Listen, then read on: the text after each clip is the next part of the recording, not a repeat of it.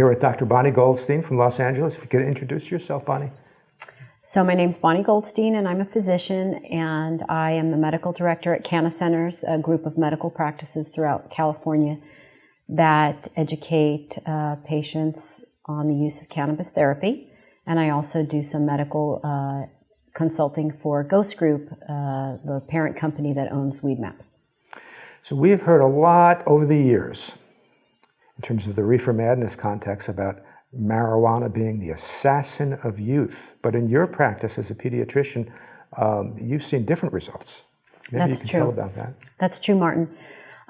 So remember, healthy kids are not coming to a doctor for help with cannabis. It's the children that are sick.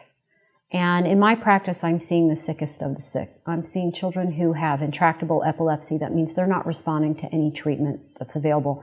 And there's some aggressive treatments, brain surgery, special diets that are very difficult to keep, lots of different medications that have toxic side effects.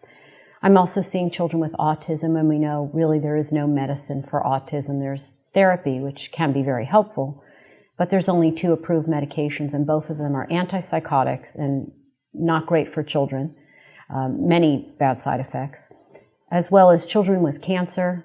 And also I'm seeing some children with severe psychiatric disease where current conventional medication hasn't helped.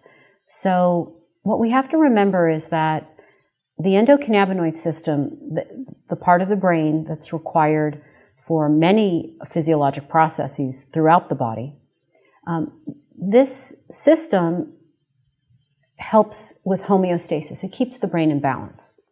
And in certain patients, people with illness, that system is the core of the problem.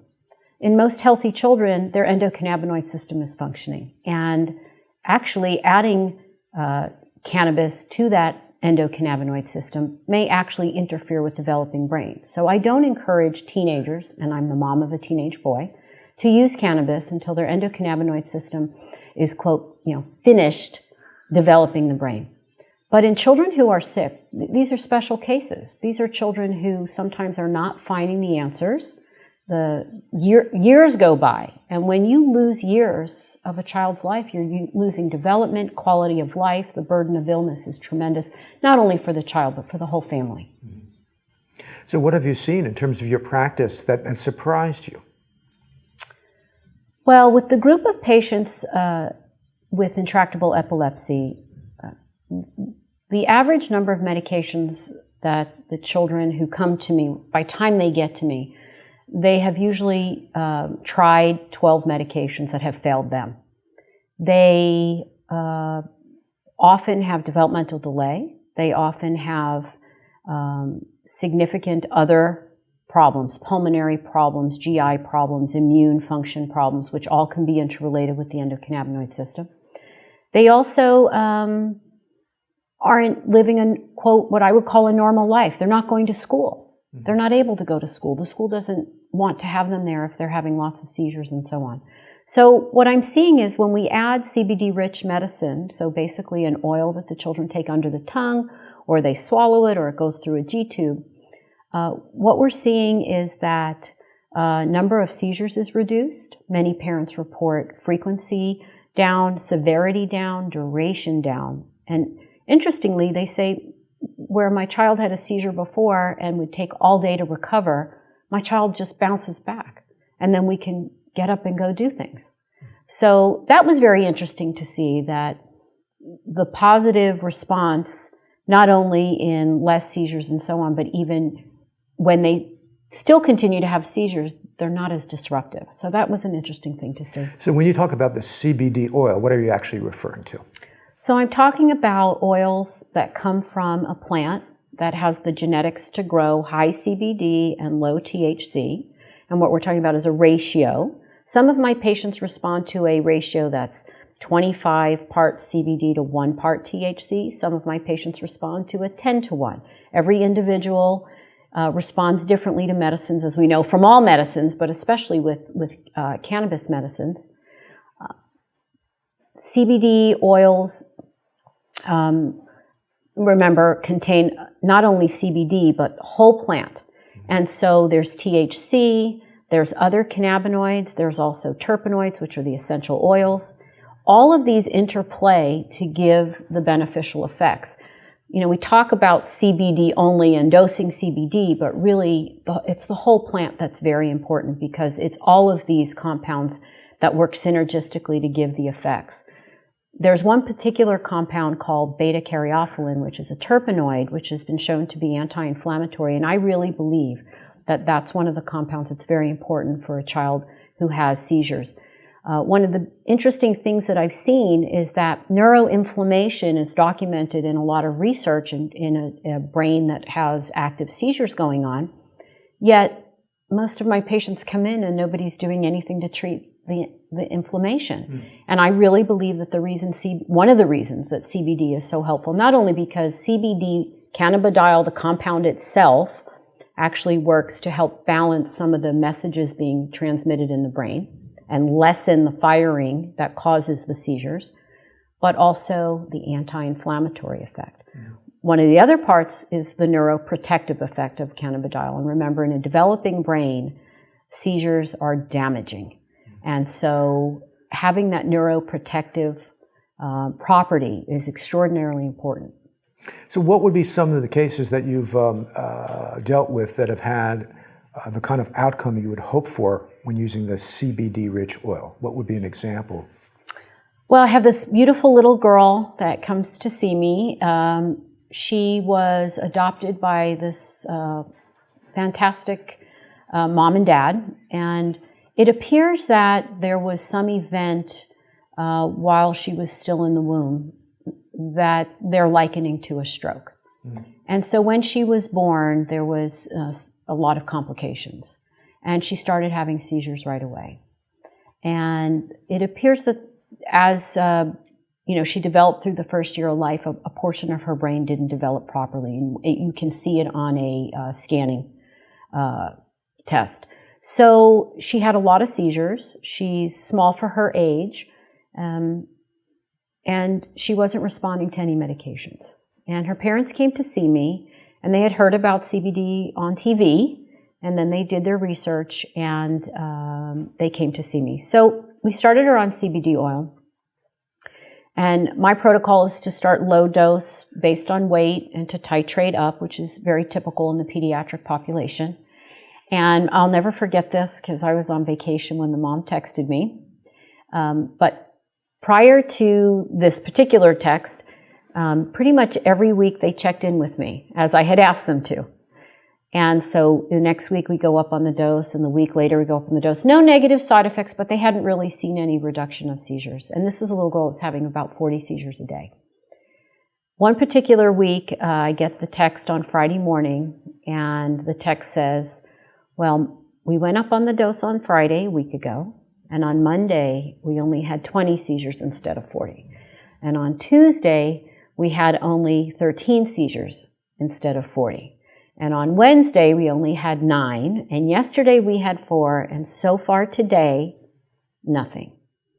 That child is currently seizure-free on CBD oil. She's been weaned off her anti-seizure medications, and she's making some developmental progression, doing things that nobody thought that she could do. She's a happy child, and the parents are thrilled.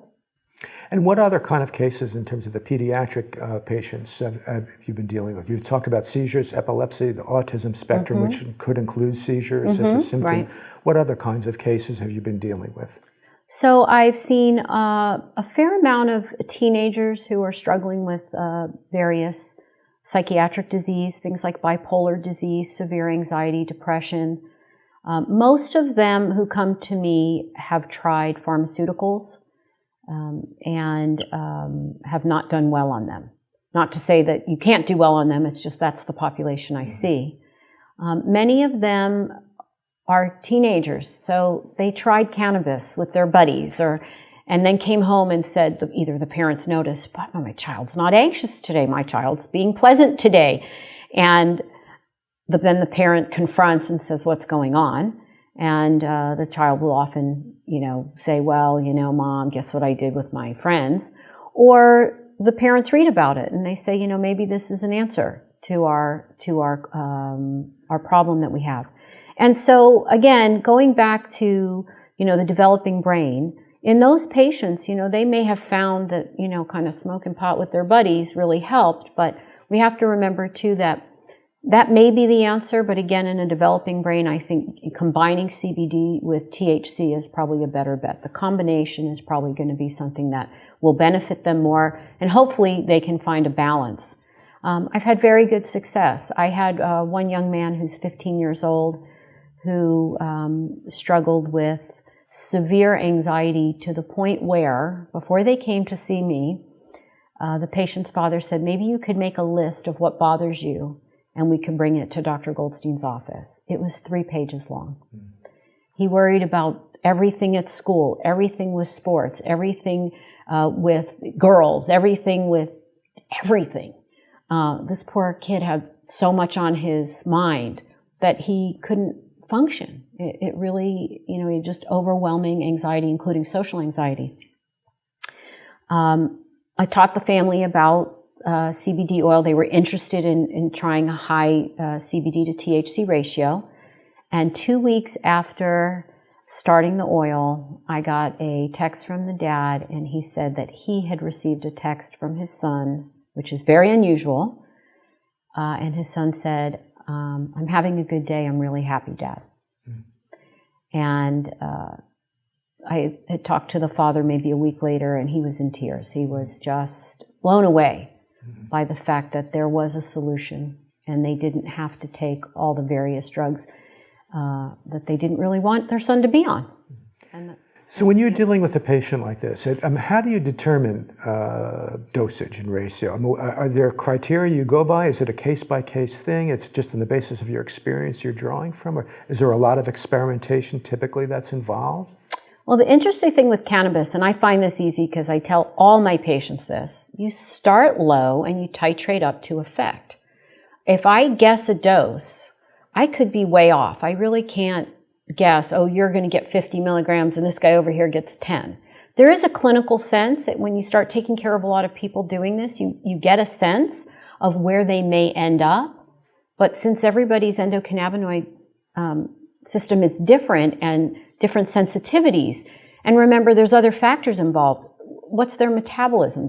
Does it last longer in their body, right? Meaning, because some people metabolize very quickly and some people metabolize very slowly.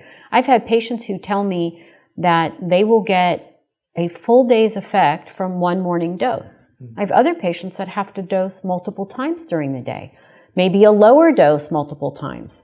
So some of it's the clinical experience, some of it's learning from my colleagues what they're doing as well. But in general, starting low and titrating up. With children who are nonverbal, you just have to observe, and you have to trust the parents to observe. I have yet to meet a family or a parent who doesn't want the best for their child. They're in my office because they're seeking a solution. When it doesn't work, I know about it. I trust the parents to tell me. They may have missed 2 seizures because they ran off to the bathroom or they're cooking dinner. But in general, when your child is doing things that they've never done before, when they're smiling, when they're learning. I currently have a little girl who is doing very well on cannabis oil, and the mom just sent me a video of her first time she ever said mama, and she's around 9 years old. So we know her brain is doing well on this oil. We can tell. She hasn't been able to do that before. And that's probably because she's on much less medication, and she's not having seizures all the time that are interfering with development. So the dosing is really, it's a little bit of it's not like dosing that we know with pharmaceuticals. It's different. Cannabis is a different compound. Remember, it's not one molecule. It's a whole bunch of different molecules. Really, I think one of the very important things is that we really can't harm people with cannabis. Of course, someone who uses a dose of THC that alters them and they shouldn't be driving, sure, they can get hurt. But that's not what I'm doing in my practice. So we're giving, measured doses of CBD oil to children, again, starting based on weight, low dose, titrating up, looking for that child's, what I call the sweet spot. And sometimes less is better than more. Sometimes we hit a point, we say, oh no, we did much better at a lower dose, and we back down. And so there's a lot of dose management going on, but because the tolerance is so good, there's no negative side effects, really. And I've even had the experience of 3 particular patients over the last few years that measured wrong on the syringe and overdosed their children. The child had a very nice nap, slept all night, and really there was no negative, other than the parents worrying, there was no downside. I mean, that's important information for parents to hear, and particularly for parents who may not be able to get a consultation with you directly. I mean, let's face it, there's not many physicians that are doing this kind of work. I could probably count them on one hand, really, who are doing this kind of cutting-edge work with oils, cannabis oils. And yet there's so many families that are in need of this kind of therapeutic information. What could you tell a family or parents of a child who can't get in to see you? You have a waiting list, or they're in another part of the country. Can you give a kind of advice that's more than just, okay, this won't hurt if you overdose? What can you tell people in this situation? Because there's so many people in this situation. Well, it is hard because you want to have the whole picture beforehand. I was trained very well as a doctor. I feel that my training was excellent, and I think the nuances of somebody's illness is important to kind of gather up before you proceed forward. I have had a few patients that came in who were actually doing well without side effects on a medication. And the parents came for my opinion, and at the time I made the decision to let's hold off on treatment just to see where we end up, because sometimes with children with seizures, they do stop, and they may not have another seizure ever. It's a very strange phenomenon, but it happens. And so if you're 4 months away from being taken off your medication, I don't want to rock the boat and cause a seizure because of the drug interactions. So sometimes getting the whole story is really needed beforehand. It's hard to just throw doses out there. I think in general you really have to do that. For any physician, I don't want to be irresponsible and say, oh, do this and do that. But I think gathering as much research as you can gather, talking with people about, people who are in the business of either making the oils or who are helping patients with the oils. There's a lot of people out there who know a lot. I think one of the big things is that my colleagues in the medical community need to start seeing this as an option, and they need to learn about it and have it in their armamentarium of medicine. It is a medicine. There is no question. And why isn't that happening more with doctors? Why aren't there more doctors jumping on board? Because certainly there's a buzz about medical marijuana in the culture, and there's a general respect that something's going on here among the population. Where is the physicians in all this? Right. Well, it's interesting, and I think it's there's lots of answers to that. So bear with me here. The first thing is, when you're in medical school, you're taught that cannabis is a drug of abuse. When we're children, we're taught that cannabis is a drug of abuse, and then it's reinforced when you go to medical school. There's a billing diagnosis for cannabis abuse. And there are some people who do abuse it. Usually they are not the very sick. It's usually someone who may be self-medicating, but I have found in my practice that somebody comes in sometimes and says, I think I have a problem with it. We talk about it. I educate them about their receptors and how by overdoing it, the receptor number goes down and then you don't get a good response. So sometimes an educational intervention, because it's not so highly addictive, does the trick. So one is the cannabis is a drug of abuse. Any drug can be a drug of abuse, and we've seen that, of course, with the opiate, prescription opiate death increase in this country. I think the second thing is that when California passed, when we as voters passed the law here in California, the medical board and the environment was negative towards doctors who recommended this, and some doctors actually were brought up on charges with the medical board and had to defend themselves. That's scary. If your livelihood is based on the fact that you have a medical license, you really don't want to risk all those years of practice and your livelihood to step out on a limb in that kind of environment. The people who did that were very special pioneers. There's no question. They're the ones who we can thank now in 2015 that we're able to do this. And then I think in general is that the lack of education about the endocannabinoid system, the lack of understanding about cannabidiol. I still to this day get people who come to see me, parents of children who say, when I told my doctor we were going to look for medical cannabis treatment, they asked me if I was going to blow smoke in the child's face. And that's, to me, one of the most ignorant statements, because I just feel that if you're a physician, you need to look at the science. You need to look just the same way you would learn the preparations of a medication that came out on the market that you thought was beneficial. You need to take the time and learn. People hear about medical cannabis, and then they hear about this CBD, and it's almost like a fairy tale. They hear these miraculous outcomes of children who are seizing 100 times a day, and then they stop seizing. Give us a perspective here. I mean, sure.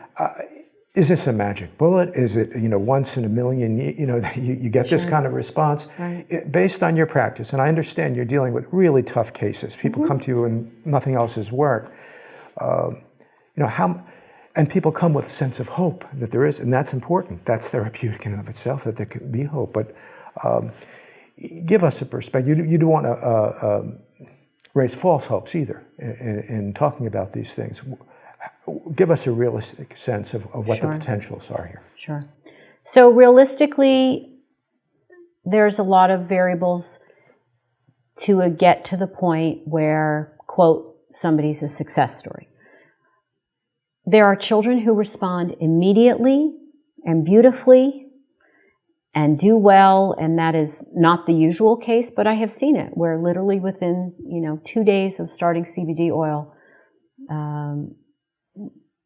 life as they knew it is not the new normal. So that happens. But for most cases, it's over time, because remember, inflammation doesn't go down overnight. Getting off other medications is not something that you do overnight. I have patients who have been weaning medications for 2 years. So if you remember in the CNN documentary showing little Charlotte, there's the video of her laying on the floor having seizures, but then it cuts to her riding a bike.